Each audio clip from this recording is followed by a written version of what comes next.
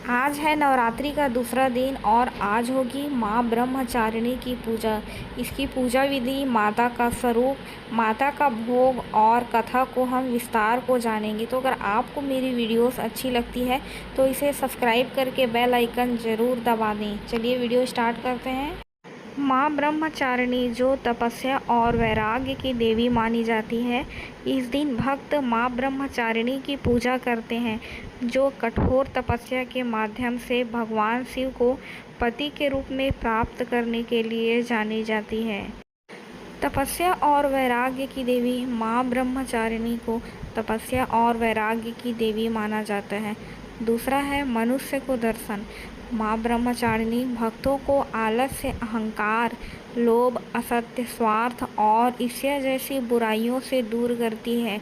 यह एकाग्रता और स्थिरता की भी देवी है।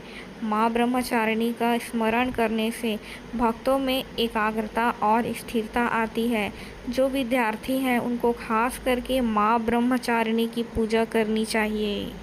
माँ ब्रह्मचारिणी को बुद्धि, विवेक और धैर्य में वृद्धि की देवी माना जाता है। माँ की कृपा से बुद्धि, विवेक और धैर्य में वृद्धि होती है। तप, त्याग, सदाचार, संयम और वैराग्य। माँ की भक्ति में व्यक्ति में तप, त्याग, सदाचार और वैराग्य जैसे गुणों में वृद्धि होती है।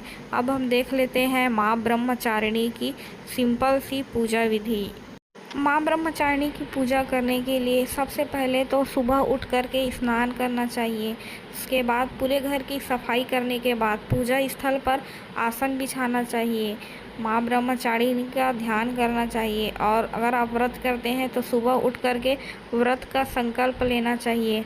माता रानी को फूल, अक्षत, रोली, चंदन इत्यादि चीज़ों को चढ़ाना चाहिए। भोग में पंचामृत, मिठाई, पान, सुपारी और लौंग का भोग आपको पूरे नवरात्रि भर लगाना चाहिए।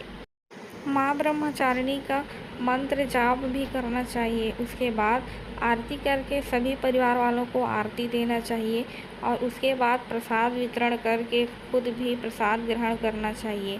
माँ ब्रह्मचारिणी का प्रिय भोग चीनी और मिश्रित है। माँ को चीनी और मिश्री का भोग लगाना चाहिए। दूध और दूध से बने व्यंजन माँ को चढ़ाने चाहिए जो उन्हें एकदम अप्रिय है। गुड़हल और कमल के फूल। माँ ब्रह्मचारिणी को गुड़हल और कमल का फूल आपको अर्पित करना चाहिए। साथ ही माता रानी को सफ़ेद रंग प्रिय है जो शांति का प्रतीक है, तो आपको हो सके तो इस दिन सफ़ेद रंग के वस्त्र पहनना चाहिए। अब हम देखते हैं माँ ब्रह्मचारिणी की कथा।